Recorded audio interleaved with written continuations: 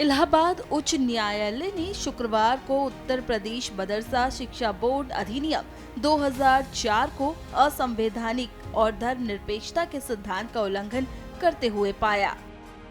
इलाहाबाद की लखनऊ पीठ ने कानून को अधिकार क्षेत्र से बाहर घोषित करते हुए राज्य सरकार से वर्तमान छात्रों को औपचारिक स्कूली शिक्षा प्रणाली में समायोजित करने को कहा। न्यायमूर्ति विवेक चौधरी और न्यायमूर्ति सुभाष विद्यार्थी की खंडपीठ ने अंशुमन सिंह राठौड़ नाम के व्यक्ति द्वारा दायर याचिका पर फैसला सुनाया। पीठ ने फैसला सुनाते हुए कहा, यूपी राज्य में बड़ी संख्या में मदरसे में पढ़ने वाले छात्र हैं, इसलिए राज्य सरकार को निर्देश दिया जाता है कि वो इन मदरसों में पढ़ने वाले छात्रों को प्राथमिक शिक्षा बोर्ड के तहत मान्यता प्राप्त नियमित स्कूलों और हाई स्कूल और इंटरमीडिएट शिक्षा के तहत मान्यता प्राप्त स्कूलों में समायोजित करने के लिए तुरंत कदम उठाए। उक्त उद्देश्य के लिए राज्य सरकार ये सुनिश्चित करेगी कि आवश्यकता के अनुसार पर्याप्त संख्या में अतिरिक्त सीटें बनाई जाएं और यदि आवश्यक हो तो पर्याप्त संख्या में नए स्कूल स्थापित किए जाएं, ऐसा पीठ ने कहा।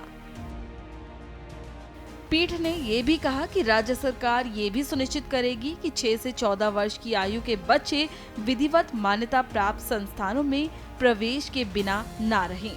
इस पर बोलते हुए इस्लामिक सेंटर ऑफ इंडिया के अध्यक्ष मौलाना खालिद रशीद फिरंगी महली ने कहा कि मदरसे में 15.5 लाख से ज्यादा बच्चे पढ़ते हैं तो उनका भविष्य अंधकार में चला जाएगा।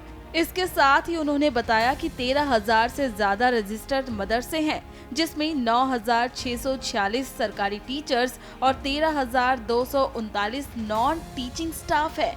वो एक साथ बेरोजगार हो जाएंगे।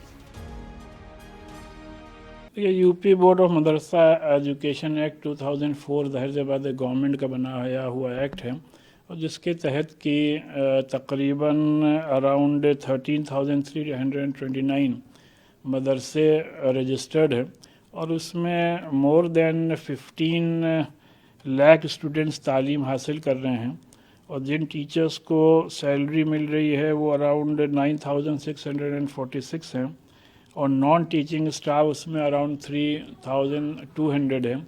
इतनी बड़ी तादाद में लोग अनएम्प्लॉयड हो जाएंगे इस फैसले से। और दूसरा ये कि 16 लाख जो स्टूडेंट्स हैं उनके फ्यूचर का क्या होगा। इस वजह से ज़रूरत इस बात की है कि इस फैसले को सुप्रीम कोर्ट में ज़रूर चैलेंज किया जाना चाहिए। और जहाँ तक मदरसों में तालीम का सवाल है तो इन हमारे यहाँ मदरसों में सिर्फ मजहबी तालीम नहीं दी जाती है बल्कि जो एजुकेशन मदरसा एजुकेशन एक्ट बना उसका बुनियादी मकसद अरबी फ़ारसी का प्रमोशन है और ज़ाहिर बात है कुरान अरबी में है, हदीस अरबी में है तो उसकी तालीम दी जाती है। लेकिन इन अरबी फ़ारसी की तालीम के साथ साथ मॉडर्न एजुकेशन से रिलेटेड भी सब्जेक्ट्स पढ़ाए जाते हैं। ज़्यादातर मदरसों में जहाँ इंग्लिश हो, हिंदी हो, कंप्यूटर्स हो, साइंस हो, मैथ्स हो, सबकी तालीम दी जा रही है। और इन मदरसों से फ़ारिग जो तलबा हैं, जो स्टूडेंट्स हैं, वो न सिर्फ ये कि बड़े बड़े उलमाए दीन हुए हैं बल्कि IAS IPS ऑफिसर्स और बड़ी बड़ी यूनिवर्सिटीज़ में लेक्चरर और हेड ऑफ डिपार्टमेंट्स भी हुए हैं, वाइस चांसलर्स भी हुए हैं। और हमें यह भी याद रखना चाहिए कि अपने मुल्क के missile man APJ Abdul Kalam भी मदरसे में ही उनकी बुनियादी तालीम हुई थी।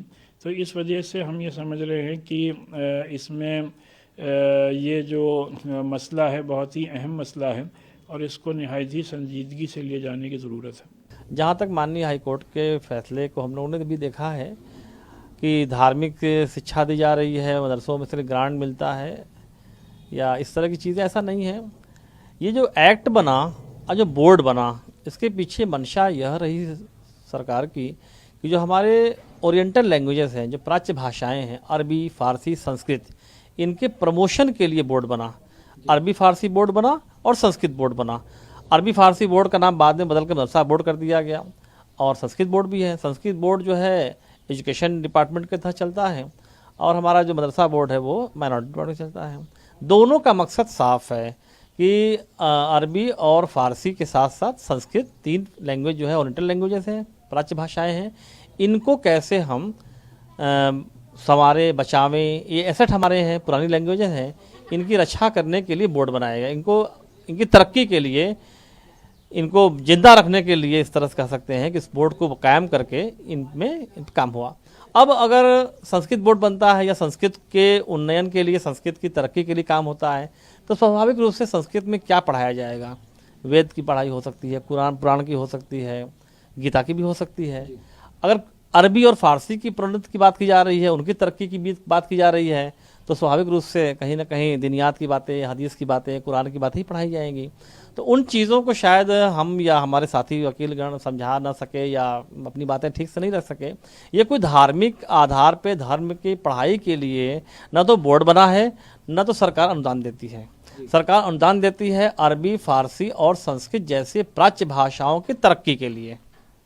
तो ये थोड़ा, ये भी एक विषय है कि इसको ठीक से एनालिसिस नहीं हो सकी या समीक्षा नहीं हुई, और माननीय हाई कोर्ट ने फैसला दिया। हम सब देश के नागरिक हैं, कोर्ट का सम्मान करते हैं, कोर्ट के फैसले का सम्मान करते हैं, लेकिन इस फैसले पर पुनर्विचार याचिका या आगे आने दिनों में इस पर सरकार किस तरह से निर्णय लेती है। सरकार एक बड़ा काम है, बड़ा कदम है, तो सरकार इस पर फैसला लेगी। हम सब सरकार के छोटे पार्ट हैं।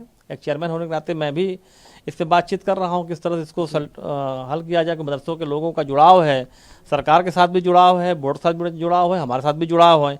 तो लगातार लोगों के संपर्क कर रहे हैं कि क्या हो रहा है, किस तरह से।